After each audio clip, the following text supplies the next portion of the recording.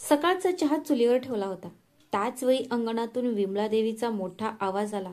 साक्षी, नेहा, मी तुम्हा दोघींना किती वेळा सांगितले आहे की करवा चौथ येत आहे.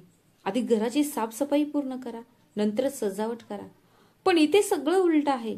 साक्षीने मान हलवली आणि म्हणाली, हो आई, मी आत्ताच करते. मग ती नेहाला हळुवारपणे म्हणाली, बघ नेहा, आज तू पुन्हा उशिरा उठलीस म्हणूनच आईचं मूड खराब आहे. तेव्हा नेहा हसत म्हणाली, अरे दीदी, मी तर फक्त पूजा थाळी सजवण्यासाठी काही वस्तू बाहेर काढत होते. आधुनिक काळातील सुना थोड्या वेगळ्या पद्धतीने तयारी करतात. हे मी आईला कसे समजावून सांगू? साक्षी हसली आणि म्हणाली, हो, पण या घरात वेगवेगळे करणे म्हणजे बंड मानले जाते. तेवढ्यात विमलादेवी स्वयंपाकघराच्या दाराशी आल्या. कुजबुजण्यापेक्षा झाडू उचल, जरा बघ पूजेची खोली किती धुळीने भरलेली आहे. उद्या मंगल कार्य आहे आणि परवा करवा चौथ आहे. यावेळी सगळं परंपरेनुसार व्हावं असं मला वाटते, आई म्हणाली. मग नेहा हलकसं हास्य दाबत म्हणाली, आई, हा माझा पहिला करवा चौथ आहे. मला वाटलं होतं की मी सगळं नवीन पद्धतीने सजवेन, रोहितला सरप्राईज देईन. विमला देवीने चष्मेच्या वरून पाहिले. मुली लग्नापूर्वी सरप्राईज चांगले वाटतात, पण लग्नानंतर कुटुंबाचा आदर सरप्राईजवर नाही तर मूल्यांवर बांधला जातो. मग गप्प बसणाऱ्या साक्षीने मध्यस्थी करत म्हटले, आई, नेहाला म्हणायचं होतं की पूजा थाळी ती स्वतःच्या हाताने सजवेल, जसे मी माझ्या पहिल्या करवा चौथला केले होते. विमलादेवी कडक आवाजात म्हणाली, सुनबाई, लक्षात ठेव, या घरातील सुना करवा चौथला त्यांच्या नवऱ्याच्या हाताने पाणी पित नाहीत. त्या अंगणात दिवा लावतात आणि त्यांच्या सासूच्या हातचे पाणी पिऊन उपवास सोडतात. ही या घराची प्रथा आहे. नेहाला तिच्या पायाखालची जमीन सरकल्यासारखी वाटली. तिने हळूच विचारले, पण आई, जर मला माझ्या नवऱ्याच्या हातून पाणी प्यायचे असेल तर? विमलादेवी उपहासाने म्हणाली, म्हणजे तुला या घराच्या परंपरेवर विश्वास नाही? सुनबाई, परंपरेचा पाया डळमळीत झाला तर घराच्या भिंतीही त्यासोबत कोसळतात. साक्षीने नेहाचा हात धरला आणि म्हणाली, छोटी पहिल्यांदा आहे ना, समजून घे की आईचा मार्ग हा या घराचा नियम आहे. जर तू नियमांचे पालन केलेस तर सर्व काही सोपे वाटेल. नेहाने हळूच मान हलवली, पण तिच्या डोळ्यात अस्वस्थता होती. तेवढ्यात नणंद रिया खोलीतून बाहेर आली आणि म्हणाली, आई, तू तुझ्या दोन्ही सुनांवर इतका दबाव का आणतेस? करवा चौथने तणाव नाही तर आनंद आणला पाहिजे. विमलादेवी भुवया उंचावून म्हणाली, रिया, तू तुझ्या सासरच्या घरी गेल्यावर कळेल, सासू होणे एवढे सोपे नाही. हे घर सांभाळायचं ओझं आहे, एखादी मजा नाही. रिया हळूच म्हणाली, मग सुनेलाही थोडी मजा करू दे आई.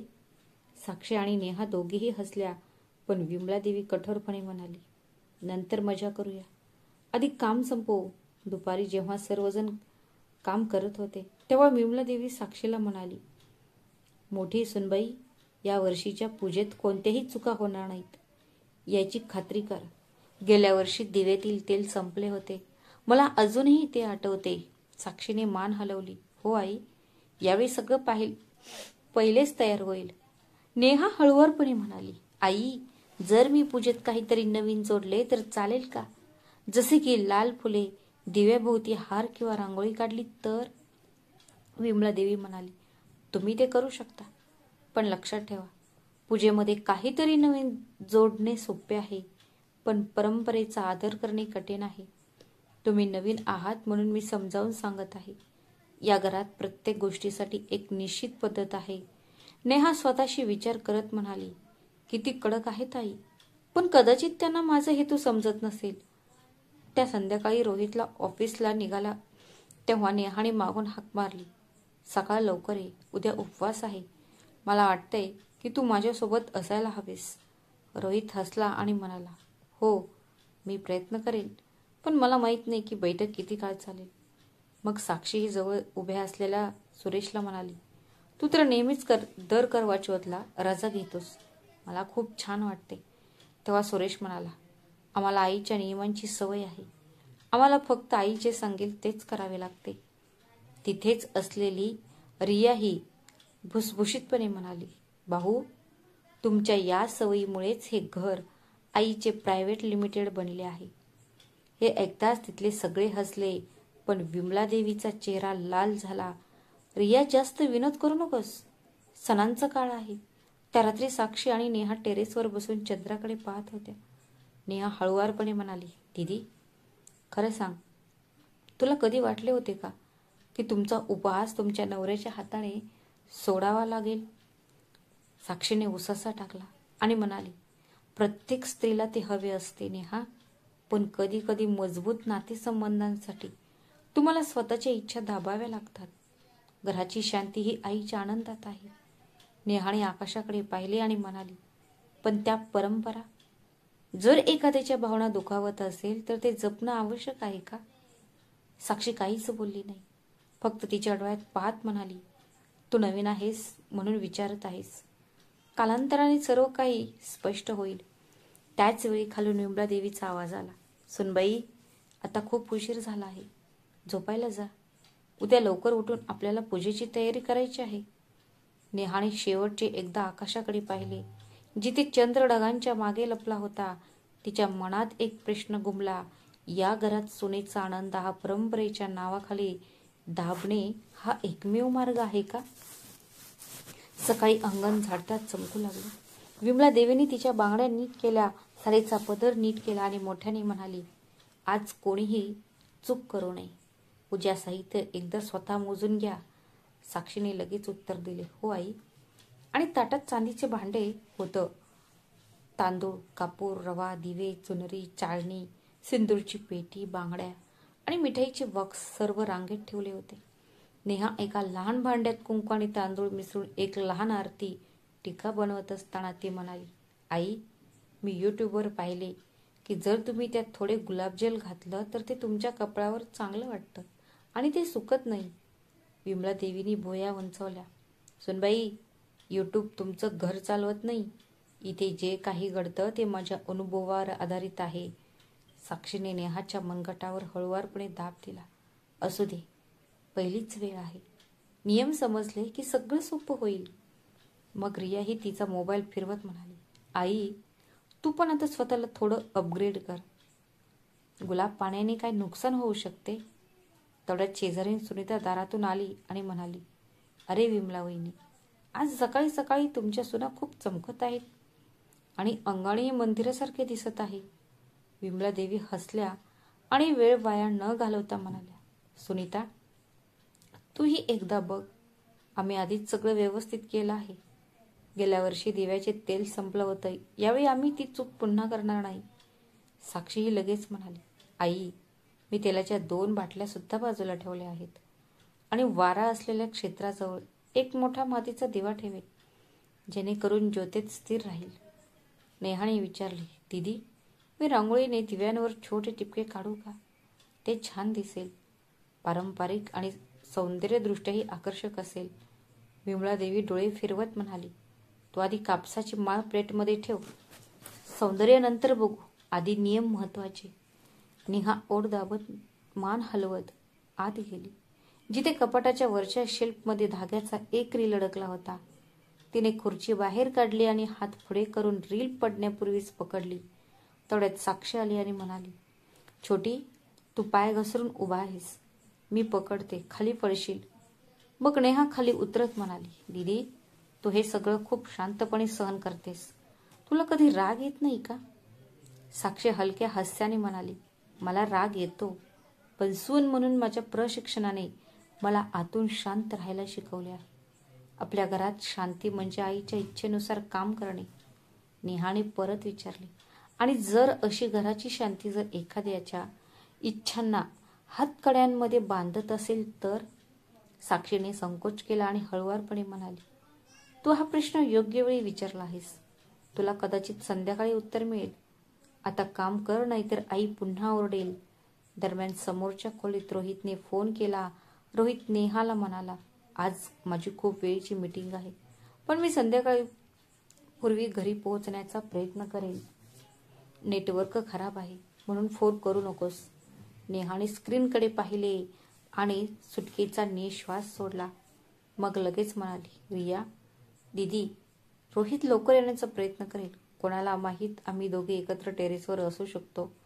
रिया हसून म्हणाली, पण वहिनी, आधी आपल्याला आईकडून नियम पास करून घ्यावे लागतील, नाहीतर प्रेम संबंधही अधिकृतपणे बेकायदेशीर ठरवले जातील. तड्यात स्वयंपाकघरातून आवाज आला, रिया, तुझ्या जिभेवर ताबा ठेव. तुझे हलके फुलके बोलणे इतरांना बिघडवतात. आणि ऐक सुनबाई, नेहा, पाणी पूर्ण भरलेले ठेवा, जेणेकरून उपवास सोडताना घाई करावी लागणार नाही.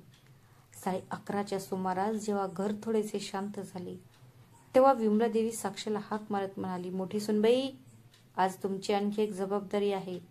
जरा नेहाची प्लेट तपास. हा तिचा पहिला करवा चौथ आहे, त्यामुळे कोणतीही कमतरता राहू नये. साक्षीने प्लेट उचलली आणि तपासली. सगळं ठीक होतं. फक्त एक छोटीशी दुरुस्ती करत तिने नेहाला सांगितले, आरतीची प्लेट फिरवण्याचा प्रयत्न कर. घड्याळाच्या काट्यांप्रमाणे हातात स्थिर लय ठेवून नेहाने सराव केला आणि म्हणाली, दीदी, मला वाटतं की उपवास सोडताना रोहितने माझ्या हातातून पाणी प्यावे आणि मी त्याच्या हातातून पाणी प्यावे. त्याच वेळी विमलादेवी तिथे आल्या आणि कडक आवाजात म्हणाल्या, असे होणार नाही. आपल्या परंपरेत सुनबाई पहिले अंगणातील दिव्यासमोर चाळणीतून चंद्राकडे पाहते, नंतर तिच्या पतीच्या चेहऱ्याकडे पाहते आणि नंतर तिच्या सासूच्या हातातून पाणी घेऊन उपवास सोडते. मूल आणि सुनेनं एकमेकांच्या हातातून पाणी पिणे इथे नाही चालत. मग नेहा शांतपणे म्हणाली, आई, मला रीतिरिवाजाचा अपमान करायचा नाहीये. माझी फक्त एक छोटीशी इच्छा आहे. रीतिरिवाजात भावना जोडल्याने ती मोडते का? रियाने हळूच टाळ्या वाजवल्या. वा, सुनेनं खूप चांगला प्रश्न विचारला आहे. विमलादेवीने रियाकडे पाहिले आणि तिला शांत केले. भावना तेव्हाच सुंदर असतात जेव्हा त्या मर्यादेत असतात, आणि मर्यादा तोडल्याने घर तुटू शकते. नेहाचा घसा कोरडा पडला, पण तरीही ती म्हणाली, ठीक आहे आई, तुम्ही म्हणाल तसेच होईल. पण मनात एक छोटीशी खळबळ उडाली, जी तिने लपवून ठेवली. दुपारपर्यंत 2दा वीज गेली होती. इन्व्हर्टर, पंखे चालू लागले. स्वयंपाकघरात साक्षीने पटकन दिव्यामध्ये वात लावल्या. नेहाने मध्येच अडवली, दीदी, आपण ही 2 तुपाची दिवे लावूया का? त्यांच्या ज्वाळा स्थिर राहतात. साक्षीने पाहिले आणि होकारार्थी मान हलवली आणि नुकतीच एक छोटी वाटी तूप काढून 2 दिव्यांमध्ये वाती ठेवल्याच होत्या. तोपर्यंत विमलादेवी आल्या आणि म्हणाली, तूप महाग आहे. घरात पूजेशिवाय जेवणासाठी कमी पडले तर? साक्षीने शांतपणे उत्तर दिले, आई, फक्त 2च दिवे आहेत. ते सौभाग्यासाठी शुभ मानले जातात. तुम्ही स्वतः म्हणता की दिवा जितका स्थिर असेल तितके आयुष्य चांगले. विमलादेवी काही बोलण्यापूर्वीच सुरेश दारात लाल कपड्यात गुंडाळलेला एक छोटासा डबा घेऊन आत आला. तो साक्षीला म्हणाला, मी आलोय आणि मी तुझ्यासाठी एक भेटवस्तूही घेऊन आलो आहे. तेवढ्यात रियाने उत्सुकतेने विचारले, काय आहे भाऊ? सुरेशने तो डबा साक्षीला दिला आणि म्हणाला, ते उघड आणि बघ. साक्षीने ते उघडले तेव्हा त्यात एक छोटी चांदीची चाळणी होती, ज्यावर बारीक जाळीने शुभ भाग्य हा शब्द कोरलेला होता. साक्षीचे डोळे चमकले. रियाने तिचा मोबाईल उचलला आणि म्हणाली, एक फोटो तर झालाच पाहिजे. साक्षी हसली आणि म्हणाली, नंतर मला आता काम करायचं आहे. विमला देवीचा चेहरा वितळला आणि म्हणाली, हे छान केलंस तू. निदान तुझ्यात तरी हुशारपणा आहे. नेहाने स्वतःशी विचार केला, कदाचित रोहितही आज लवकर आला असता आणि त्याच्याही हातात अशीच एखादी सुंदर भेटवस्तू असती तर बरं झालं असतं. जसजशी संध्याकाळ होत गेली तसतसे आकाश ढगाळ झाले आणि वारा वाढला. शेजारीन सुनीताबाई पुन्हा आली आणि म्हणाली, वहिनी, हवामान बघा, नाहीतर असे होऊ नये की चंद्र पाहायला जास्त वेळ लागेल. सर्वजण शेजारच्या छतावर आपापले दिवे घेऊन उभे असतात. विमलादेवी म्हणाली, हो, पण आमची पूजा अंगणात आहे. मला छतावर गर्दी आवडत नाही. रिया पुन्हा एकदा थट्टा करत म्हणाली, आई, सोशल डिस्टन्सिंग अजूनही लागू आहे का?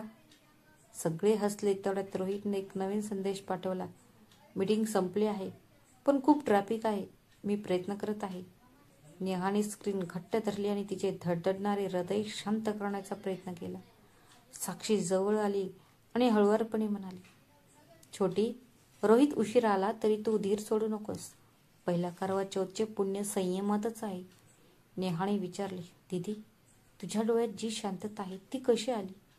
साक्षी अर्धी हसली आणि म्हणाली, वर्षानुवर्ष केलेल्या सरावातून. आणि हे समजून घे की काही गोष्टीची उत्तरे त्याच दिवशी मिळत नाहीत. काही उत्तरे तर पुढील करवा चौथपर्यंत रेंगाळतात. अंगण पूजेसाठी सजवले होते. गोल रांगोळीचा मंच मध्यभागी कलश आणि त्याभोवती 4 दिवे लावले होते. साक्षीने नेहाला आरतीची थाळी कशी धरायची ते सांगितले. नेहाने मनातल्या मनात मंत्र पुन्हा उच्चारला. दोन्ही सुना एकत्र उभ्या राहिल्या.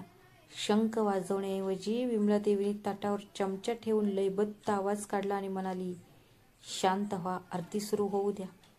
त्याच क्षणी पुन्हा वीज गेली आणि अंगण क्षणभर अंधारात बुडाले. रिया घाबरली. सुनीताबाई म्हणाली, अरे, माझ्या घरात टॉर्च आहे, मी घेऊन येते. साक्षीने लगेच दोन्ही तुपाचे दिवे पुढे केले आणि म्हणाली, काळजी करण्याची गरज नाही, हीच तर रोशनी आहे. नेहाने वाऱ्यापासून बचाव करण्यासाठी तिच्या हाताने ज्वाला झाकल्या. हे कौशल्य पाहून विमलादेवी नेहाकडे क्षणभर वेगळ्याच भावनेने पाहत राहिली. जणू काही ती म्हणत होती, आज तुम्ही स्वतःच्या हाताने या घराची ज्योत वाचवली आहे.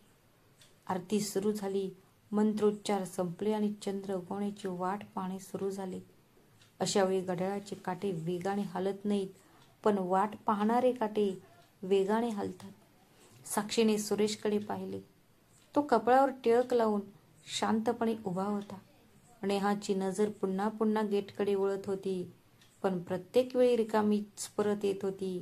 विमलादेवी हळुवारपणे म्हणाली, मुली, नियमानुसार तर नवऱ्याचा चेहरा न पाहता उपवास सोडणे शुभ नाही. जर उशीर होणार असेल तर. ती थांबली. मग नेहा तिचे शब्द दाबत म्हणाली, मग मी वाट पाहीन आई, कितीही वेळ लागला तरी चालेल. रियाने नेहाचा हात हळुवारपणे दाबला आणि कुजबुजली, वहिनी, रडू नकोस, नाहीतर तुझं काजळ लाइनर खराब होईल. दोन्ही सुना मंद हसल्या. वरील ढग विरघळू लागले आणि तेवढ्यात छतावरून चंद्राचा एक छोटासा कडा दिसू लागला. मग परिसरातील छतावरून एकाच वेळी एक आवाज आला. आला, आला, तो आला. चाळणी वर उचलू लागल्या, पण नेहाची चाळण मात्र खालीच राहिली. तेवढ्यात बाईकचे ब्रेक दाबल्याचा आवाज दाराबाहेर आला. घाबरलेला रोहित आत पळाला. एका हातात एक छोटी बॅग आणि दुसऱ्या हातात एक सीलबंद बॉक्स घेऊन तो आत आला. तो धापा टाकत म्हणाला, आई, मी आलो. नेहा, मी. आणि तो थांबला, कारण त्याची नजर नेहाच्या डोळ्यातील ओला प्रकाशावर पडली. विमलादेवीचा चेहरा क्षणभर कठोर राहिला. मग ती म्हणाली, आधी हात आणि चेहरा धु बाळा, मग अंगणात ये. नेहाने चाळणी उचलली, चंद्राकडे पाहिले, नंतर रोहितच्या चेहऱ्याकडे पाहिले.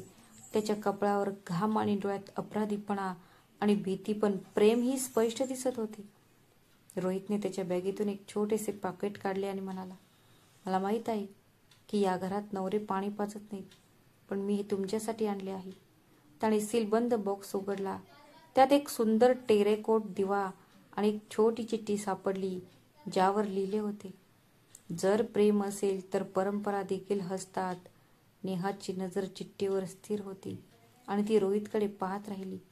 साक्षी जवळ आली आणि कुजबुजली, नेहा, आज तू आणि रोहितने मिळून एक नवीन अर्थ लिहिला आहेस. आता आई काय म्हणते ते बघ. अंगणातील वारा थोडा कमी झाला आणि दिव्यांच्या ज्वाळा शांत झाल्या. विमलादेवींनी तिची नजर तिच्या सून आणि मुलावर रोखली. बराच वेळ शांतता होती. मग तिने तिची प्लेट नेहाकडे वाढवली आणि शांत आवाजात म्हणाली, सुनबाई, रोहितच्या हातून पाणी पिऊनच तुझा उपवास सुटेल. जा आणि लवकर उपवास सोड. नेहाच्या आनंदाला सीमाच राहिली नाही. थरथरत्या हाताने नेहाने रोहितने आणलेल्या दिव्यात वाट ठेवली. साक्षीने त्यात तूप ओतले आणि दिवा पेटला. रोहितने सहजतेने दोन्ही हाताने ज्योत विझताना वाचवली, जी वाऱ्यामुळे विझू लागली होती. मग नेहाने चाळणी वर करून पाहिले, चंद्राला पाहिले, मग नंतर रोहितकडे पाहिले. मग रोहितच्या हातून पाणी पिऊन उपवास सोडला आणि त्याच वेळी परिसरात शहनाईचे रेकॉर्डिंग वाजू लागले. जणू काही कोणीतरी या क्षणाची पटकथा पहिलीच लिहिली होती. उपवास सोडताच नेहाने तिची सासू विमलादेवीच्या पाया पडून हळू आवाजात म्हणाली, आई, आज तुम्ही माझे मन जिंकले. मग तिच्या डोक्यावर हात फिरवत विमलादेवी म्हणाली, आणि तू माझ्या जिद्दीचे प्रेमात रूपांतर केलेस. साक्षी तिचे डोळे पुसत बाजूला उभी राहिली. रियाने तिचा मोबाईल खिशात ठेवला आणि म्हणाली, आज इंस्टाग्राम स्टोरीही कंटाळवाणी दिसते. घरातील लाईव्ह फुटेज त्याच्यापासूनही खूप सुंदर निघाले. शेजारीन सुनीताही टाळ्या वाजवत म्हणाली, वाज वहिनी, आज तुम्ही खूप छान काम केले आहे. तुम्ही परंपराही जपली आणि मुलांना आनंदीही ठेवले आहे. मग विमलादेवी हसत म्हणाली, सुनीता, खरे आव्हान तर आता सुरू होते. परंपरा दररोज पुन्हा परिभाषित करावी लागते. ही फक्त या एका रात्रीची गोष्ट नाही. रोहित नेहाकडे सरकला आणि कुजबुजला, माफ कर, आज खरोखर खूप ट्रॅफिक होतं. पण बघ, मी वेळेवर पोहोचलो. मग नेहाने हळुवारपणे विचारले, ही स्लीप आणि हा दिवा ते कोणी सुचवले? रोहित थोडा हसत म्हणाला, मी एका जुन्या पुस्तकातील एक ओळ वाचली. मला वाटले की ती आज उपयोगी पडेल आणि तो दिवा मी वाटेत एका कुंभाराच्या गाड्यावरून घेतला आहे. कारण मला वाटले की आपल्या कथेचा प्रकाश दुकानाच्या शोकेशमधून नाही, तर ते फक्त साध्या मातीच्या दिव्यातूनच बाहेर येईल. रात्र वाढत गेली तसतसे अंगणात प्रसाद वाटण्यात आला. साक्षीने नेहाच्या ताटात थोडी जास्त मिठाई टाकली आणि म्हणाली, पहिलीच वेळ आहे म्हणून मिठाई पण जास्त. नेहा हसली. रिया सुरेशला म्हणाली, भाऊ, तू आज वहिनीला जी चाळण दिली आहे ना, त्यावर जे सौभाग्य लिहिले आहे ते खूप छान वाटत आहे. सुरेशने साक्षीकडे पाहिले आणि मान हलवली. दरम्यान विमलादेवी हळुवारपणे म्हणाली, सुनबाई, उद्या सकाळी सर्वांना मंदिरात जायचे आहे. आणि हो नेहा, तुझी रांगोळी आणि बिंदी खरोखरच सुंदर दिसत होत्या. पुढच्या वेळी तो सांगितलेल्या गुलाबजलचा वापर करून पाहू. नेहाच्या चेहऱ्यावर आश्चर्य आणि आनंदाचे मिश्रण होते. तिने फक्त एकच शब्द उच्चारला, धन्यवाद. आणि त्यामुळे सकाळपासून तिचा घसा गुदमरत असलेली छोटीशी भावना नाहीशी झाली. रात्रीच्या वेळी सर्वजण आपापल्या खोल्यांमध्ये परत जात असताना आकाश निरभ्र होते. चंद्र अधिक तेजस्वी होता आणि अंगणात दिवेची ज्योत स्थिर होती. नेहा खिडकीजवळ थांबली आणि म्हणाली, दीदी, असं वाटतंय की आज घर बदलले नाही, पण घराचा अर्थ थोडा वाढला आहे. साक्षीने तिच्या खांद्यावर हात ठेवला आणि म्हणाली, नेहमी गोष्टीच बदलतात असे नाही, तर कधी दृष्टिकोनही बदलतो. आज मी माझ्या स्वतःच्या डोळ्यांनी आईच्या नजरेत बदल होताना पाहिले आहे. त्याच वेळी दूरवरून विमलादेवीचा आवाज आला, रिया, दार व्यवस्थित बंद कर. नेहा, साक्षी सकाळी लवकर उठा. नेहा हसली आणि हळुवारपणे म्हणाली, हो आई. आणि तिच्या खोलीच्या दाराजवळ जाऊन रोहितकडे वळली. तोही काहीही बोलला नाही, फक्त डोके हलवून हलकेच हसला. पहाटेचा मंद प्रकाश अंगणात पसरत असताना दिव्यांचा ज्वाळा आत मंद होत गेला. आगही मंदपणे जळत होती.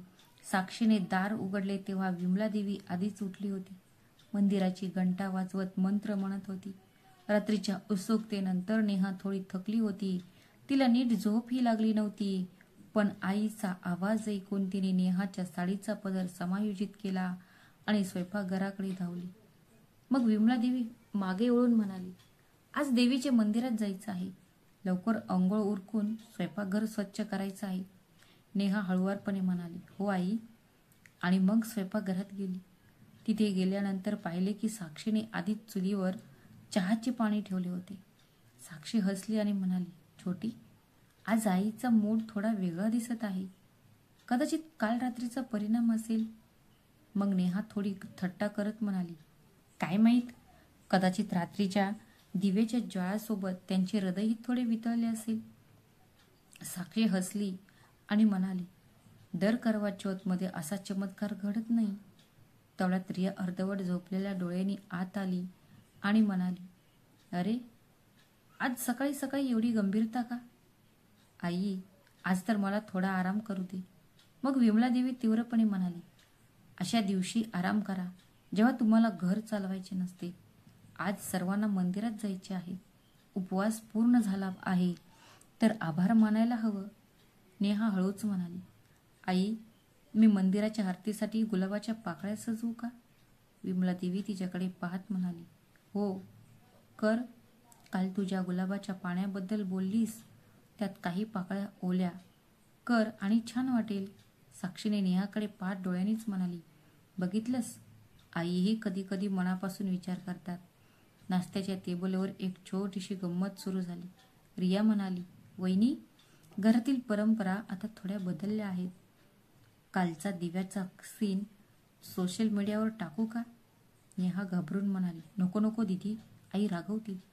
ते म्हणतील घरातील गोष्टी बाहेर काय शेअर करायच्या. विमला देवीने ते ऐकले आणि हसून म्हणाली, अरे रिया, तू पण ना, प्रत्येक गोष्ट इंस्टाग्रामवर होत नाही. काल अंगणात जी भावना होती ती फोटोत कैद होणार आहे का? मग साक्षी म्हणाली, आई, पहिल्यांदाच तुम्ही स्वतः म्हणालात की भावना महत्वाच्या आहेत. विमला देवी म्हणाली, हो सुनबाई, भावना याच परंपरा जिवंत ठेवतात, नाहीतर त्या कागदावरच्या कथा बनून राहतात. स्वयंपाकघरात नेहा आणि साक्षी एकत्र हलवा बनवत होत्या. तेवढ्यात एक नवीन वाद सुरू झाला. नेहा कढई हलवत म्हणाली, दीदी, थोडे कमी तूप घाल ना, इतके तूप चांगले नाही. साक्षी हसली आणि म्हणाली, कमी तुपाने चव चांगली येत नाही छोटी. आई म्हणतात की सणांच्या वेळी काटकसर स्वीकार्य नाही. तेवढ्यात विमला देवी ही मागून बोलली, कमी तुपात आशीर्वादही कमी मिळतो. रिया हसत म्हणाली, आई, आता हा तुझा डायलॉग प्रसिद्ध होईल. मग विमला देवी हसली आणि म्हणाली, जा चिमणे, तुझे वडीलही माझ्या डायलॉगला ऐकून पळून जायचे. घरातील वातावरण हलके झाले, गांभीर्य विरघळले आणि पहिल्यांदाच स्वयंपाकघरात तिन्ही पिढ्या एकत्र हसल्या. मंदिरातून परतताना विमला देवी साक्षीला म्हणाली, मोठी सुनबाई, आता मला समजले आहे की परंपरा तेव्हाच कार्य करते जेव्हा सुना त्यांच्या मनाचे पालन करतात. नेहानेही ते ऐकले. तिच्या ओठांवर हास्य होते, पण आतून तिला आश्चर्य वाटले की प्रत्येक नवीन पाऊल उचलण्यात इतके वाट पाहणे आवश्यक आहे का? मग ती हळुवारपणे म्हणाली, आई, पुढच्या करवा चौथच्या पूजा थाळीत मी थोडे नवीन काहीतरी घातले तर? विमला देवी तिच्या खांद्यावर हात ठेवून म्हणाली, हो ठीक आहे, पण लक्षात ठेव, नवीन परंपरा निर्माण करण्यापूर्वी जुनी परंपरा जपायला शिका. मग साक्षी लगेच म्हणाली, हाच या घराचा तोल आहे छोटी, बदल आणि आदर. रात्री अंगणात पुन्हा दिवा लावला गेला, पण यावेळी तो फक्त पूजेसाठी नव्हता. तो एका नवीन सुरुवातीचे प्रतीक होता, जिथे परंपरा आणि प्रेम आता एकत्र चालतील.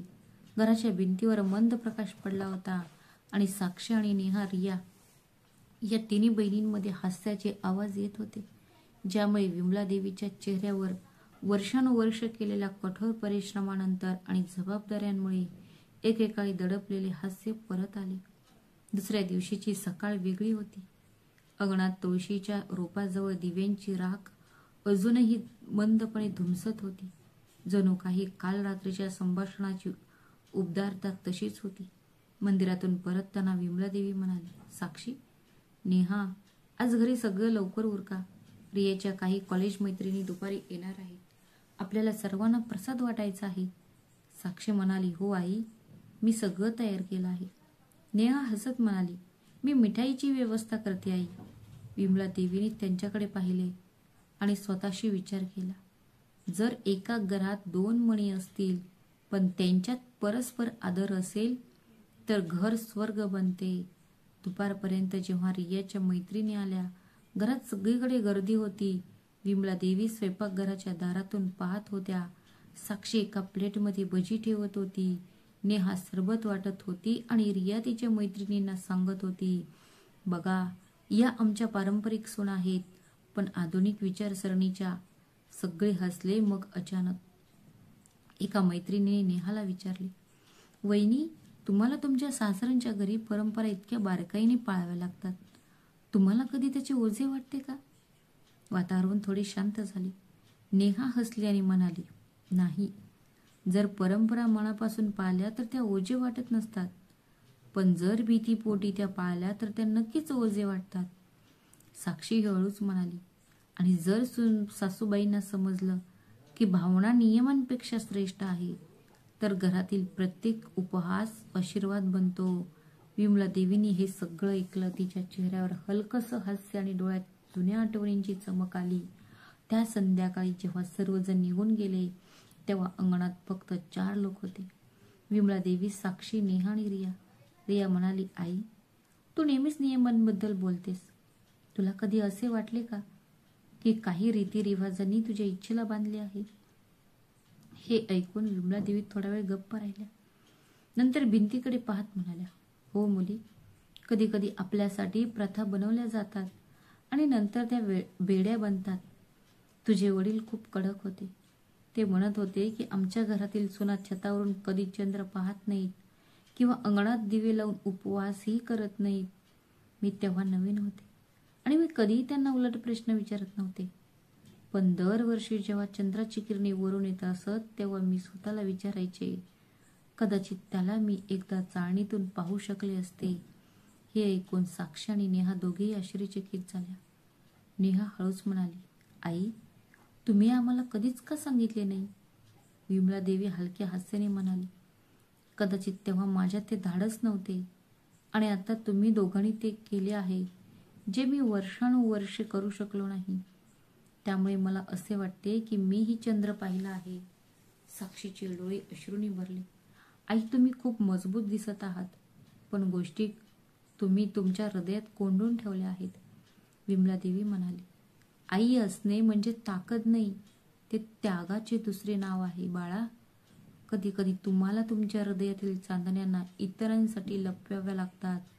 रियाने पटकन पुढे म्हटले, पण आई, जर तुला हवे असेल तर तुम्ही पुढच्या करवा चौथच्या वेळी छतावर चंद्र पाहू शकता. पुढच्या करवा चौथला तुम्हालाही छतावर चंद्र दिसेल.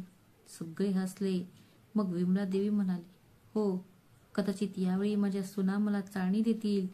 नेहा हसत म्हणाली, हो आई, आणि यावेळी मी तुम्हाला दिवा लावायला सांगेन. साक्षी पुढे म्हणाली, आणि मी तुम्हाला पूजा थाळी सजवायला मदत करेल. रात्रीची वेळ होती आणि हवा थंड होती. अंगणात अजूनही एक दिवा जळत होता. विमलादेवीने त्यांच्या सुनांना त्यांच्या शेजारी बसवले आणि म्हणाले, सुनांनो, लक्षात ठेवा, परंपरा पाळणे महत्वाचे आहे, परंतु ती समजून घेणे त्याहूनही अधिक महत्वाचे आहे. जर परंपरा प्रेमात रुजलेली नसेल तर ती कोमेजून जाते, पण जर ती प्रेमाने ओतली गेली तर ती प्रत्येक पिढीत वाढत राहते आणि ती चालू राहते. मग नेहा म्हणाली, आई, तुम्ही खरोखरच आता बदलला आहात. विमलादेवी हसली, नाही मुली, मी बदललेली नाही. मला आताच कळले आहे की आईचा विजय तिच्या सुनेच्या आनंदात आहे. तेवढ्यात रियाने तिचा फोन उचलला आणि म्हणाली, मी हा क्षण फोटोत कैद करू का? साक्षी म्हणाली, हा, आत्ता कर, कारण आत्ता हा फोटो भावनिक असेल. सर्वजण एकत्र बसले आणि एकाच फ्रेममध्ये 3 पिढ्यांचा फोटो काढला. त्यात परंपरा, प्रेम आणि समजूतदारपणा एकत्र होता. रात्री जेव्हा सर्वजण झोपी गेले तेव्हा नेहा खिडकीजवळ गेली आणि आकाशाकडे पाहत होती. चंद्र पूर्ण तेजस्वी आणि शांत होता. ती स्वतःशी म्हणाली, धन्यवाद आई, तुम्ही आम्हाला शिकवले की प्रेमाचा प्रकाश कोणत्याही कायद्यापेक्षा जास्त तेजस्वी असतो. खाली अंगणात असलेल्या दिव्याची ज्योत तशीच जळत होती, स्थिर, शांत आणि एका नवीन सुरुवातीचे प्रतीक असल्यासारखे. दुसऱ्या दिवशी सकाळी विमलादेवी शेजारच्या लोकांमध्ये चर्चेत होत्या. कुटुंबातील सुनांनी करवा चौथची परंपरा बदलली आहे. काही जण म्हणत होते आता त्यांनी त्यात एक नवीन ट्रेंड देखील आणला आहे, तर दुसरी म्हणत होती, बघा, आता इतर महिलाही म्हणतील की परंपरेपेक्षा प्रेम जास्त महत्वाचे आहे. विमलादेवी भाजी विक्रेत्यांकडून भाज्या खरेदी करत असताना शेजारच्या शांताबाई म्हणाली, अरे विमला वहिनी, काल तुमच्या घरात एक मोठा चमत्कार घडला. तुमच्या सुनीनं तिच्या नवऱ्याच्या हातून पाणी प्यायलं आणि तेही सर्वांसमोर. विमलादेवी हसून म्हणाली, हो शांताबाई, पण तो चमत्कार नव्हता, तो एक शहाणपणा होता. शांताबाईंना थोडं आश्चर्य वाटलं. मग ती म्हणाली, विमला वहिनी, मग आता तू तुझे जुने नियम मोडशील का? विमलादेवी म्हणाली, नियम चांगले असतात जोपर्यंत ते नातेसंबंधांना बांधत नाहीत. माझ्या घरात आता नियम राहिलेले नाहीत, तर नातेसंबंध आहेत.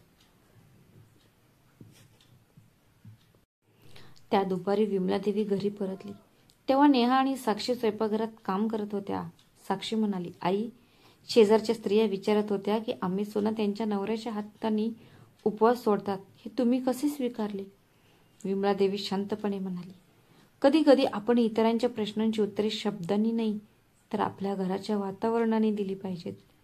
नेहा संकोचल्याने म्हणाली, आई, जर समाज तुमच्यावर टीका करत असेल तर? विमलादेवी हसल्या आणि म्हणाली, सुनबाई, ज्यांना बदलाची भीती वाटते तेच लोक टीका करतात, पण तोच बदल जेव्हा आशीर्वाद बनतो तेव्हा तेच लोक गुणगान गायला लागतात. कालचा दिवा मी फक्त तुमच्या उपवासासाठी लावला नव्हता, तर मी तो त्या विचारासाठी लावला होता जो आता या घरात पसरला आहे, आणि आता तो एक नवीन प्रकाश बनेल. संध्याकाळी शेजारच्या आणखी 3 महिला, कमला, सुनीता आणि राजेश्वरी, विमलादेवीच्या घरी आल्या. प्रत्येकीच्या हातात प्रसादाचे बॉक्स होते. कमलादेवी म्हणाली, वहिनी, आम्ही ऐकले की तुम्ही परंपरा बदलली आहे. ही खूप मोठी गोष्ट आहे. विमलादेवी म्हणाली, मी काहीही बदलले नाहीये. मी फक्त माझी समज वाढवली आहे. मी माझ्या सुनांकडून नाही तर स्वतःच्या विचाराकडून हार मानली आहे. वर्षानुवर्ष मी विधीचे पालन करत आले, पण आता मला समजले आहे की विधी अशा असतात ज्या हृदयाला भीतीने नव्हे तर आपलेपणाच्या भावनेने भरतात. मग सुनीता म्हणाली, मग पुढच्या करवचौथला आम्हीही आमच्या नवऱ्यांच्या हातून पाणी प्यावे का? विमलादेवी हसत म्हणाली, हो, पण आधी त्यांना विचारा की ते तयार आहेत का. कारण उपवास फक्त त्या महिलेसाठी नाही तर त्याच्या भावना दोघांसाठी असतात. सर्व महिला हसत होत्या. दरम्यान साक्षी आणि नेहा आत बोलत होत्या. साक्षी म्हणाली, छोटी, तू ना फक्त तुझा पहिला करवा चौथच साजरा केलाच नाही तर आईच्या जुन्या नियमालाही एक नवीन अर्थ दिला आहे. नेहा म्हणाली, नाही दीदी, जर तुझी साथ नसती तर कदाचित मलाही धाडस झाले नसते. आईच्या रागातही तू नेहमीच माझ्यासाठी ढाल बनून उभी राहिलीस. साक्षी हळुवारपणे म्हणाली, सून आणि बहीण यांच्यात फक्त एकच फरक आहे की एक नाते संबंधांद्वारे जोडले जाते आणि दुसरी हृदयाद्वारे. ते दोघेही हसले. तेवढ्यात रिया खोलीत आली आणि म्हणाली, आता या खोल गोष्टींबद्दल नंतर बोलूया. तुमच्या दोघांबद्दल शेजारच्या परिसरात मीम्स बनवले जात आहेत. नेहाने विचारले, मीम्स? रिया म्हणाली, हो विमलादेवी, आणि त्यांच्या बंडखोर सुना. साक्षी हसत म्हणाली, बंडखोर नाही तर फक्त भावनिक सुना. आणि तिघी हसून खळखळून हसल्या.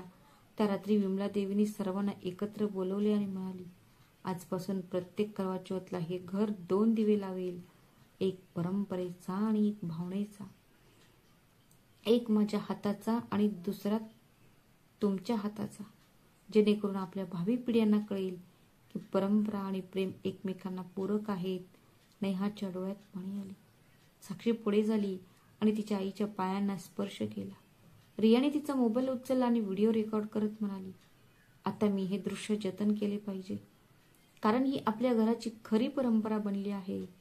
विमलादेवी हळुवारपणे म्हणाली, हो रिया, हे जपून ठेव. म्हणजे जेव्हा तुझी वेळ येईल तेव्हा तुलाही कळेल की सून होणे म्हणजे डोके टेकवणे नाही तर मनाशी जोडले जाणे आहे. मग नेहा म्हणाली, आई, तुम्ही जे बोलला आहात ते प्रत्येक सासूने ऐकले पाहिजे.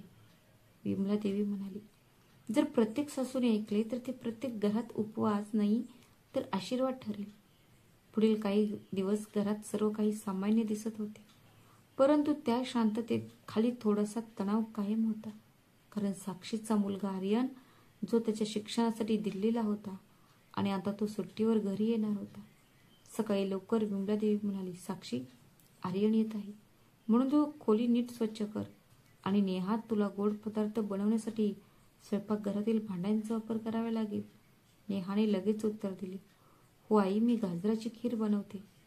मग साक्षीने त्यात व्यत्यय आणला, आई, आर्यनला दुधाची ॲलर्जी आहे, रव्याची खीर बनव. नेहा म्हणाली, दीदी, तो दिल्लीहून येत आहे, त्याला घराची खीर चव द्यावी लागेल.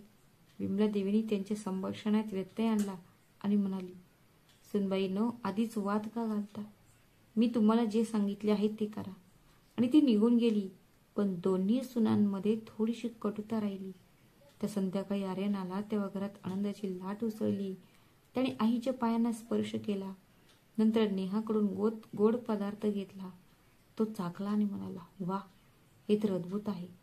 साक्षीने किंचित चेहरा वळवला, पण विमलादेवीने हे लक्षात घेतल्याने लगेच म्हणाला, साक्षी, तुझ्या धाकट्या जावेचा हात गोड आहे, तिची स्तुती कर, जेणेकरून घरात गोडवा राहील. साक्षी हसली, पण आता काहीतरी खवळले. दुसऱ्या दिवशी नाश्त्याच्या टेबलवर आर्यन म्हणाला, आई, मी परदेशात पुढील शिक्षण घेण्याचा विचार करत आहे. हे ऐकून विमलादेवींना धक्का बसला. इतक्या दूर? तिथे त्याची काळजी कोण घेईल? साक्षी म्हणाली, आई, जर त्याचे भविष्य चांगले असेल तर त्याला जाऊ दे.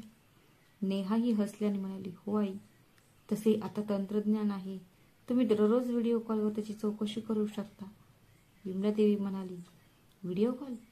मुली, मला ते पचत नाही आणि घरी रिकामी खुर्ची पाहिल्यावरही त्रास होतो.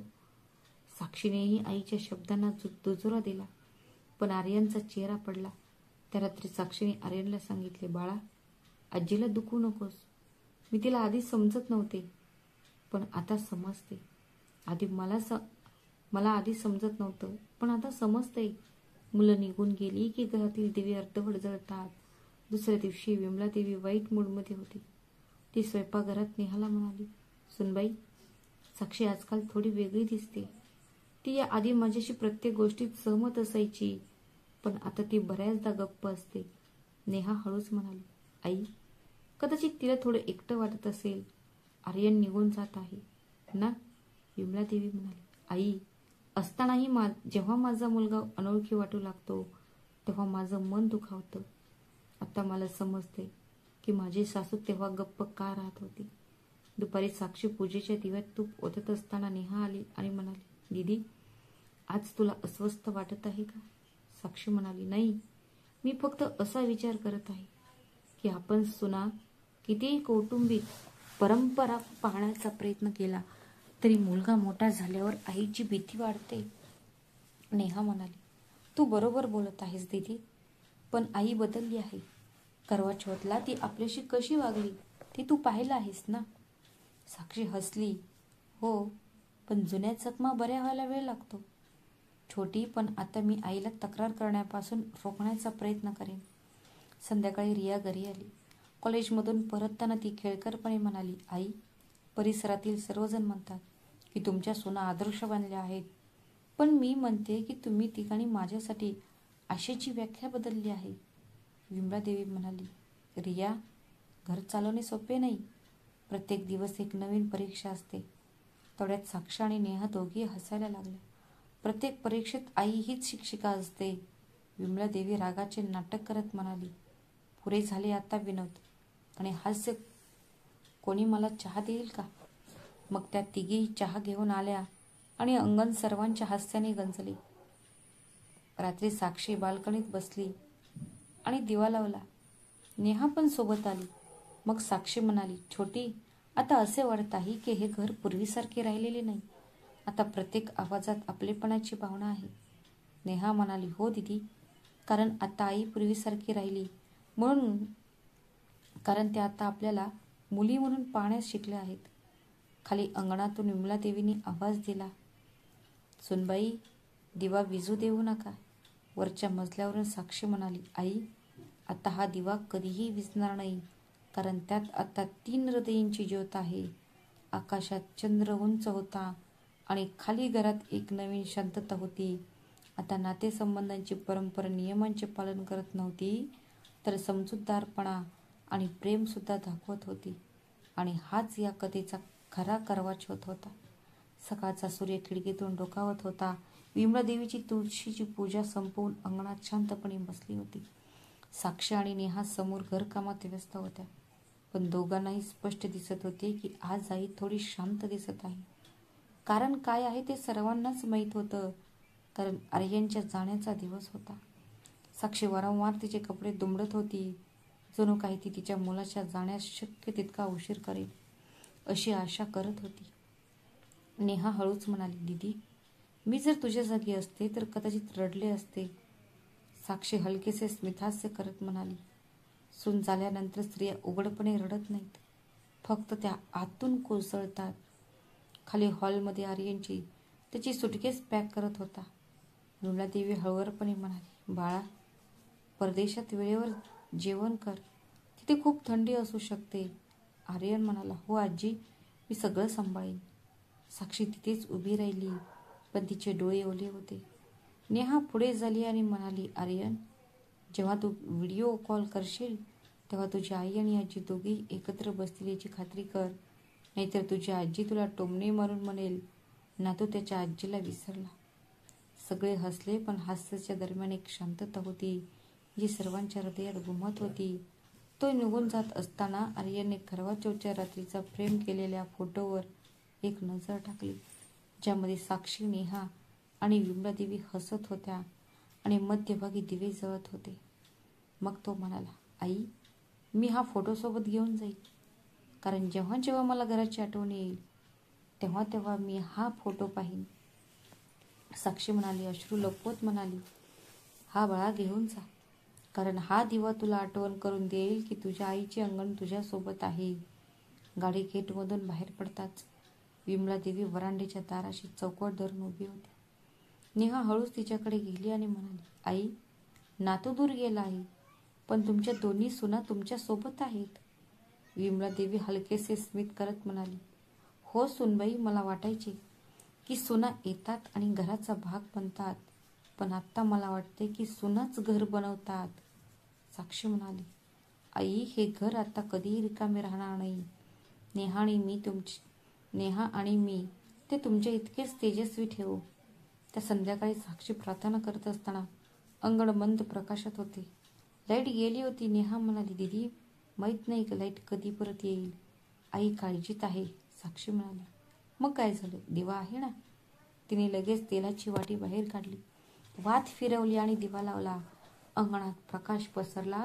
विमलादेवी तिथे उभी राहून म्हणाली, दिवा हा विजेच्या दिव्यापेक्षा लहान असतो, पण त्याचा प्रकाश हृदयापर्यंत पोहोचतो.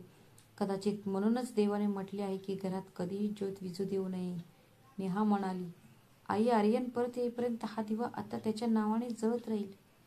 त्या रात्री साक्षी आणि नेहा स्वयंपाकघरात एकत्र बसल्या. नेहा म्हणाली, दीदी, तुला लक्षात आलं का, आई आता पूर्वीसारखी कडक राहिल्या नाहीत. आज तू दिवा लावलास तेव्हा तिच्या डोळ्यात अभिमान होता.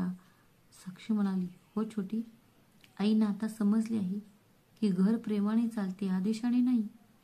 तेवढ्यात विमलादेवी आत आली आणि म्हणाली, सुनबाई, आज तुम्ही या घरात जो दिवा लावला आहे तो माझ्या हृदयात शिरला आहे. मला आता भीती वाटत नाही, ना माझ्या मुलाच्या जाण्याने, ना एकाकीपणाने. नेहाने विचारले, का आई? विमलादेवी हसली आणि म्हणाली, कारण आता मला खात्री आहे की माझे घर माझ्यासोबत आहे. मग तिघेही असले आणि स्वयंपाकघरातच साक्षी नेहाच्या खांद्यावर डोके ठेवून बसली आणि म्हणाली, छोटी, अनेक वर्षांपासून मला वाटत होते की सून असणे म्हणजे फक्त नियमांचे पालन करणे, पण आता मला समजले आहे की सून असणे म्हणजे मनापासून घराची काळजी घेणे. नेहा हसत म्हणाली, आणि आई होणे म्हणजे घराचे विभाजन करणे नाही, तर ते व्यवस्थापित करणे आहे. अंगणात अजूनही ज्वाळा जळत होती. बाहेरून येणारा वारा त्याला हलवत होता, पण ती विझवू शकत नव्हता. तिघांनी ज्वालाकडे पाहिले आणि विमलादेवी म्हणाली, जोपर्यंत ही ज्वाला जळत आहे तोपर्यंत माझे घर उजळत राहील आणि ते कधीही अपूर्ण राहणार नाही. मग साक्षी म्हणाली, आणि जोपर्यंत आपण तिघे एकत्र आहोत तोपर्यंत कोणतेही वादळ ते विझवू शकणार नाही. दुसऱ्या दिवशी सकाळी घरातील वातावरण इतके हलके आणि शांत होते. साक्षी प्रार्थना करत होती, नेहा चहा बनवत होती आणि विमलादेवी वरांड्यावर वर्तमानपत्र वाचत होती. अधूनमधून दोन्ही सुनांना पाहण्यासाठी वर पाहत होती. थोड्यात फोन वाजला. नेहाने रिसिव्हर उचलला आणि दुसऱ्या टोकाकडून रोहितचा थोडासा घाबरलेला आवाज आला. नेहा, ऑफिसमध्ये थोडीशी अडचण आली आहे. प्रोजेक्टमध्ये एक चूक आढळली आहे आणि सगळे मला दोष देत आहेत. तेव्हा नेहा घाबरली आणि म्हणाली, काय?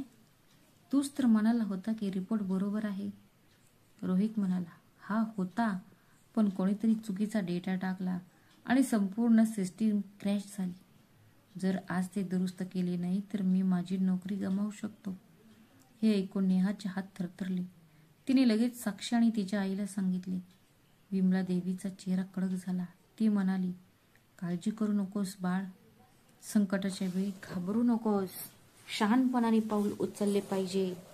तुझा नवरा प्रामाणिक आहे, खोट्याचा पडदा जास्त काळ टिकणार नाही. मग साक्षी म्हणाली, नेहा, तू रोहितशी बोल आणि त्याला प्रोत्साहन दे. जेव्हा कुटुंबाचा पाठिंबा मिळतो तेव्हा भीती निम्मी होते. नेहा पटकन तयार झाली आणि ऑफिसला जाण्याचा निर्णय घेतला. वाटेत बसमध्ये चढताना नेहाचे हृदय दडदडत होते. तिच्या सासूचे शब्द संकटाच्या वेळी सून कुटुंबाची ताकद बनते तिच्या मनात प्रतिध्वनित झाले. तिने भीतीला तिच्या नशिबावर नियंत्रण ठेवू न देण्याचा निश्चय केला. ती ऑफिसमध्ये पोहोचली तेव्हा तिने पाहिले की कॉन्फरन्स रूममध्ये सगळे चर्चा करत होते. रोहित एका कोपऱ्यात शांतपणे उभा होता. नेहा आत आली थेट रोहितकडे गेली. सगळं ठीक होईल, आता फक्त खरं समोर ठेव. मॅनेजरने नेहाकडे पाहिले. तुम्ही? नेहा म्हणाली, मी रोहितची बायको आहे आणि मला या प्रोजेक्टचे काही रेकॉर्ड माहीत आहेत. कदाचित त्यामुळे तुम्हाला एरर शोधण्यास मदत होईल. सगळे आश्चर्याने पाहत होते. नेहाने लॅपटॉप उघडला, लॉग पाहिले आणि म्हणाली, हे बघा, ही डेटा फाईल काल रात्री 8 वाजता वेगळ्या आयडी वापरून बदलली गेली आहे. आणि तेव्हा तर रोहित घरी होता. सर्वांच्या नजरा स्क्रीनवर खिळल्या होत्या. काही क्षण शांत राहिल्यानंतर मॅनेजर म्हणाला, तुम्ही बरोबर बोलत आहे. ही दुसऱ्याची चूक आहे. हे एकदाच रोहितच्या डोळ्यात सुटकेचे अश्रू आले. त्या संध्याकाळी घरात परत असताना नेहाने तिच्या आईचे पाय स्पर्श केले आणि म्हणाली, आई, आज तुमची शिकवण माझ्या कामी आली आहे. विमलादेवी आश्चर्याने विचारले, काय झाले सुनबाई? नेहाने पूर्ण गोष्ट सांगितली. साक्षी उत्साहाने म्हणाली, वा छोटी, तू तर हे करून दाखवलंस. विमलादेवीचे डोळे चमकले. मुली, आज तू फक्त तुझ्या नवऱ्याचाच नाही तर या घराचाही सन्मानही वाचवला आहेस. मला नेहमीच वाटायचे की सुना फक्त विधी पाळतात, पण आज मला जाणवले की त्या कुटुंबाच्या ढाल देखील असतात. त्या रात्री सर्वजण अंगणात बसले. रोहित म्हणाला, आई, जर नेहा नसती तर आज माझी नोकरी गेली असती. विमलादेवी नेहाच्या डोक्यावर हात ठेवत म्हणाली, बाळा, आज तू दाखवून दिला आहेस की नवीन पिढीच्या सुना परंपरा आणि समजूतदारपणा एकत्र ठेवतात. साक्षी म्हणाली, आई, आता खरंच असं वाटतंय की हे घर खरोखरच 3 खांबांवर उभं आहे. तुम्ही, मी आणि नेहा. रिया हसून म्हणाली, आणि मी कदाचित फक्त एक सजावट आहे. सगळे हसायला लागले. विमलादेवी म्हणाली, नाही रिया, तू या घराचं हास्य आहेस आणि जिथे हास्य आहे तिथे समृद्धी असतेच. नेहाने रोहितकडे पाहिले, जो आता शांत आणि समाधानी दिसत होता. मग नेहा स्वतःशी म्हणाली, देवा, आज मला या घराची सून असल्याचा अभिमान आहे. अंगणात पुन्हा दिवा पेटला. यावेळी नेहाने स्वतःच्या हाताने वात पेटवले आणि विमलादेवी म्हणाली, जोपर्यंत सुनेची ज्योत अशी जळत राहील तोपर्यंत या घरात कधीही अंधार राहणार नाही. साक्षी आणि रिया एकत्र म्हणाल्या, आता हा दिवा दररोज लावला जाईल आई, कारण ती फक्त एक परंपरा नाही, ती आपल्या एकतेची प्रतीक आहे. रविवारची दुपार होती आणि घरात शांतता होती. विमलादेवी तिच्या आवडत्या खुर्चीवर बसली होती. साक्षी कपडे धुवत होती आणि नेहा मशीनवर रियासाठी ब्लाऊज शिवत होती. तेवढ्यात दारावरची बेल वाजली. दार उघडलं आणि कमला आंटी बाहेरून आत आल्या आणि म्हणाल्या, विमला वहिनी, मला तुमच्याशी बोलायचे होते. मी माझ्या नणंदच्या मुलासाठी एक जुळणारे नाते शोधत आहे. तो एक सुशिक्षित मुलगा आहे आणि तो सरकारी नोकरी देखील करतो. आणि मी विचार करत होते की तुम्हाला तुमच्या रियाबद्दल विचारावे. खोलीत काही सेकंद शांतता पसरली. हसत हसत आत आलेली रिया अचानक थांबली. साक्षी आणि नेहाने एकमेकांकडे पाहिले. मग विमलादेवी हसून म्हणाली, अगं कमला, पहिले बस तर आणि ऐक, नातं वाईट वाटत नाहीये, पण आपल्याला आपल्या मुलीची संपत्ती तर घ्यावी लागेल. काही वेळ बसून कमलाजी म्हणाल्या. त्या निघून जाताच रिया ओरडली, आई, मला आत्ता लग्न करायचे नाही, मला नोकरी करायची आहे, मला माझे करिअर घडवायचं आहे. विमलादेवी आश्चर्यचकित झाली, नोकरी? पण बाळा, तुझ्या वडिलांना तू लवकर लग्न करावेसे वाटत होते. मुलीचे आयुष्य घर सांभाळण्यातच सुखी असते. साक्षीला आईच्या बोलण्यात वेगळा स्वर जाणवला म्हणून ती म्हणाली, आई, आजकालच्या मुली लग्नानंतर घर पण सांभाळतात आणि त्यांचे करिअर पण घडवतात. रियाचे बोलणे ऐकले पाहिजे. नेहा ही हळुवारपणे म्हणाली, हो आई, तुम्ही आम्हाला आमच्या स्वतःच्या इच्छा पूर्ण करण्याची परवानगी दिली आहे, म्हणून रियालाही तिच्या स्वतःच्या इच्छा पूर्ण करण्याची परवानगी दिली पाहिजे. तिलाही तिचा पूर्ण मार्ग निवडू द्या. विमलादेवी क्षणभर गप्प राहिल्या. मग म्हणाल्या, तुम्हा दोघांनाही वाटतंय की मला समजत नाही, पण आईला भीती नेहमी राहते की समाज काही बोलायचं तर नाही ना. रियाने पुढे येऊन आईचा हात घट्ट धरला. आई, जेव्हा तू समाजाची पर्वा न करता तुझ्या दोन्ही सुनांना साथ दिली, तेव्हा आता माझी वेळ आहे की मी पण तुझ्या परंपरेला एक नवीन अर्थ देऊ. विमला देवीच्या डोळ्यात पाणी आले. ती म्हणाली, मुली, मी कधीच कल्पना केली नव्हती की माझे स्वतःचे मूल मला इतके काही शिकवेल. त्या रात्री जेवणाच्या टेबलावरचे वातावरण हलके होते.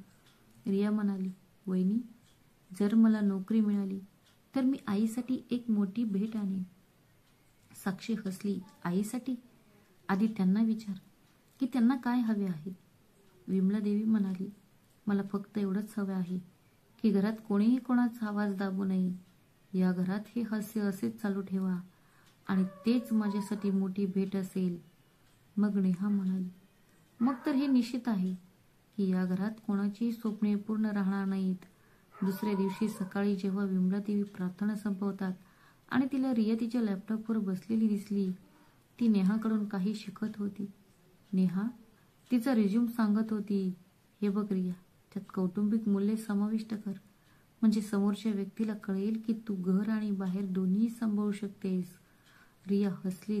धन्यवाद छोटी वहिनी. आता असं वाटतंय की मी माझ्या आयुष्याची मुलाखत पार करेन. त्या रात्री दोन्ही सुना आणि रिया टेरेसवर बसल्या होत्या. चंद्र डोक्यावर होता. नेहा म्हणाली, आता चंद्र देखील साक्षीदार आहे की आपण हे घर नव्याने रंगवले पाहिजे. साक्षी म्हणाली, हो, आणि आई आमची काळजी घेण्यासाठी आहेत, तर त्या आम्हालाही थांबवण्यासाठी नाहीत. रिया म्हणाली, मला अभिमान आहे की मी या घरात जन्मले, जिथे सुना आणि मुलींना समान वागणूक दिली जाते. सकाळच्या सौम्य थंडीत जेव्हा अंगणात तुळशीच्या रोपाजवळ दिवा लावला जात होता, तेव्हा रिया आनंदाने उड्या मारत स्वयंपाकघरात आली आणि म्हणाली, आई, मला नोकरी मिळाली. नेहा पटकन पीठ मळत म्हणाली, खरंच? कुठे मिळाली? रिया हसली आणि म्हणाली, लखनौमध्ये एका मोठ्या कंपनीत, आणि ती पोस्ट मार्केटिंग एक्झिक्युटिव्हची आहे. साक्षीने आनंदाने तिच्या कपाळाचे चुंबन घेतले. अभिनंदन बाळा, आता आईला गोड पदार्थ खाऊ घाल. रिया धावत गेली आणि तिच्या आईच्या पायांना स्पर्श केला. आई, हे तुझ्या आशीर्वादामुळे आहे. विमला देवी हसत म्हणाली, बाळा, हे आशीर्वाद तर आहेच, पण तेवढेच तुझे कष्ट देखील आहेत. पण आता कृपया काळजी घे. नोकरीत मुली आणि मुली एकत्र काम करतात. कोणताही सभ्यपणा तुटून देऊ नका. रिया म्हणाली, हो आई, तुला काळजी करण्याची गरज नाही. पण संध्याकाळी जेव्हा विमला देवी मंदिरातून परतली, तेव्हा तिला शेजारच्या शांता काकू भेटल्या. ती म्हणाली, विमला वहिनी, मी ऐकले आहे की तुमची मुलगी कामावर जात आहे, आणि तेही शहराबाहेर. विमला देवीनं धक्का बसला. बाहेर? तिला कोणी सांगितले? शांता म्हणाली, सगळे म्हणत आहेत की कंपनीचे प्रशिक्षण कानपूरमध्ये आहे. विमला देवीचा चेहरा पडला. घरी पोहोचताच तिने रियाला हाक मारली, रिया, हे बाहेर पाठवणं म्हणजे काय आहे? रियाला थोडी संकोचली. आई, कंपनीच्या आवश्यकतेनुसार हे फक्त 3 महिन्यांचे प्रशिक्षण आहे. विमला देवी मोठ्याने म्हणाली, 3 महिने? आणि तू ते माझ्यापासून लपवून ठेवलेस? साक्षी आणि नेहा धावत आल्याने साक्षी म्हणाली, आई, रियाला तुम्ही नाही म्हणसाल याची भीती वाटत होती, म्हणून ती सांगण्यास कचरत होती. नेहा पुढे म्हणाली, आई, आजकाल प्रत्येक कामात प्रशिक्षण असते.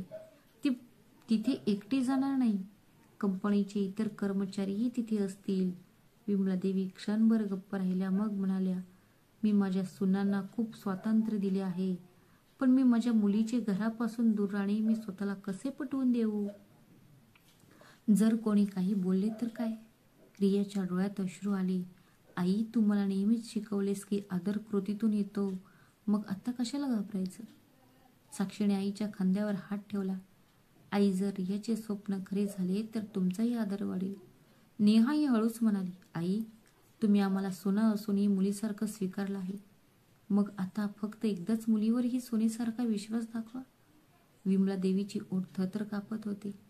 मग ती म्हणाली, कारण मला भीती वाटते कारण जेव्हा स्त्री घरातून बाहेर पडते तेव्हा समाज तिला पारखतो. रियाने तिच्या आईचा हात धरला आणि म्हणाली, आई, समाज फक्त तेच बोलेल जे तू त्यांना मानून देशील. मी तुझी मुलगी आहे आणि तुझ्या संगोपनावर कोणीही प्रश्न विचारू शकत नाही. साक्षी म्हणाली, आई, तुम्ही करवा चौथच्या दिवशी प्रथा बदलली होती. आता मानसिकता बदलण्याची वेळ आली आहे. सगळे काही वेळ गप्प राहिले. मग विमलादेवी एक दीर्घ श्वास घेऊन म्हणाली, ठीक आहे मुली, जा, पण लक्षात ठेव, तू जिथे जाशील तिथे या कुटुंबाचे नाव तुझ्यासोबतच राहील. तुझ्या आईची मान खाली पडू देऊ नकोस. रियाच्या डोळ्यात पाणी आले. तिने आईला मिठी मारली आणि म्हणाली, आई, तू मला दिलेला प्रकाश माझ्यासोबत येऊन जाईल. नेहाने लगेच उत्तर दिले. दुसऱ्या दिवशी रियाच्या जाण्याची तयारी सुरू झाली. साक्षीने तिचे कपडे पॅक केले तेव्हा रिया ट्रेन पकडण्यासाठी निघाली.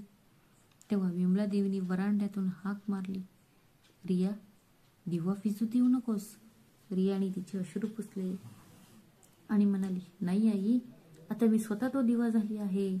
10 दिवशी संध्याकाळी सर्व एकत्र बसले होते तेव्हा नेहा म्हणाली, आई, आता असं वाटते की तुमच्या प्रत्येक सुना आणि मुली स्वतःमध्ये एक ज्योत आहेत. मग विमला देवी हसली आणि म्हणाली, हो सुनबाई, आता या घरात दिव्यांची कमतरता राहणार नाही. काही आर्यांसाठी जळतात, काही रियासाठी, आणि सर्वात मोठा दिवा म्हणजे प्रेमाचा दिवा जो सर्वांना एकत्र करतो. रिया तिच्या जाण्यानंतर घरात एक विचित्र शांतता पसरली होती. एकेकाळी दररोज सकाळी तिच्या हास्याच्या प्रतिध्वनीने अंगण भरलेले असायचे. आता ते निर्जन वाटत होते. विमला देवी सकाळी प्रार्थना करायची, पण तिचं लक्ष वारंवार तुळशीच्या रोपावरून वरांड्यात जात असे, जिथे रिया बसायची आणि पुस्तके वाचायची. साक्षीने स्वयंपाकघरातून पाहिले आणि तिला आईच्या चेहऱ्यावर दुःख दिसले.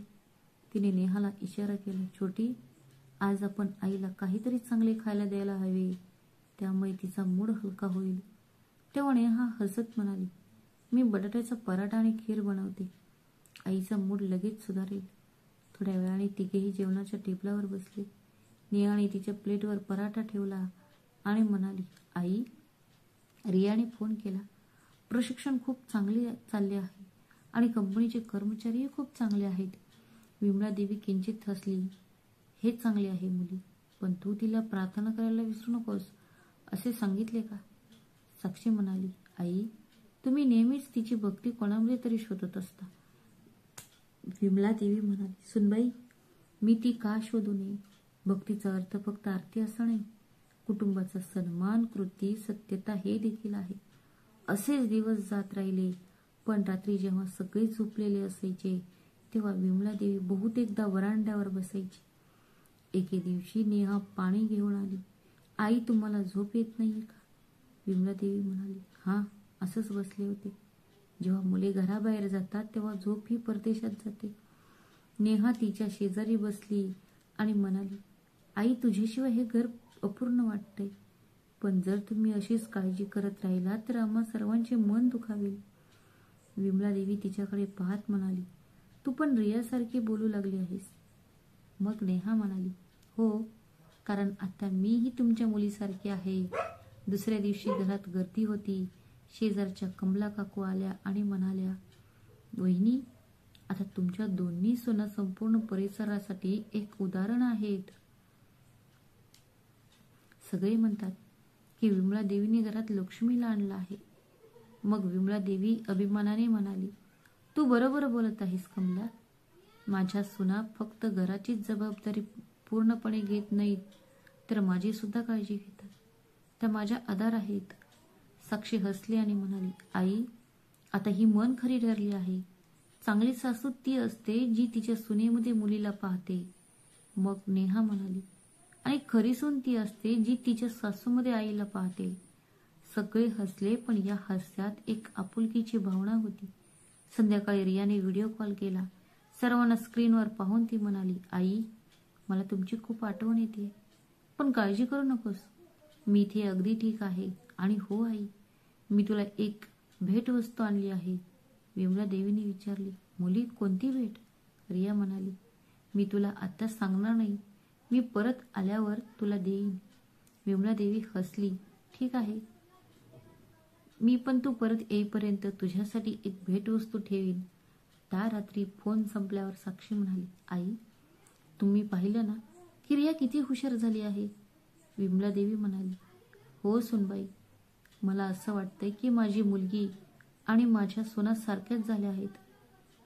आता त्यांच्यात काहीच फरक राहिला नाही. नेहा हसत म्हणाली, कारण आम्ही तुमच्यासारखे जगायला शिकलो आहोत. आई अंगणात दिवा पुन्हा जळत आहे, पण यावेळी त्याचा प्रकाश अजून चमकत होता. 3 महिने होऊन गेले होते. घराची प्रत्येक भिंत पुन्हा एकदा जिवंत होत चालली होती. पण विमला देवीच्या हृदयात अजूनही एक कोपरा रिकामा होता. दररोज प्रार्थना केल्यानंतर ती वरांड्यावर बसून आकाशाकडे पाहत असे, जणू काही त्यांना कोणीतरी परत येणारा भास होत असे. साक्षी आणि नेहाला समजले होते की तिची आई दररोज रियेची वाट पाहत असते, पण त्यांनी कधीही काहीही सांगितले नाही. त्या संध्याकाळी जेव्हा आकाश हलकेच एक प्रकाशित झाले होते, ढगाळ वातावरण होते, तेवढ्यात फोन वाजला. तो रियाचा फोन होता. ती म्हणाली, आई मी उद्या घरी येत आहे.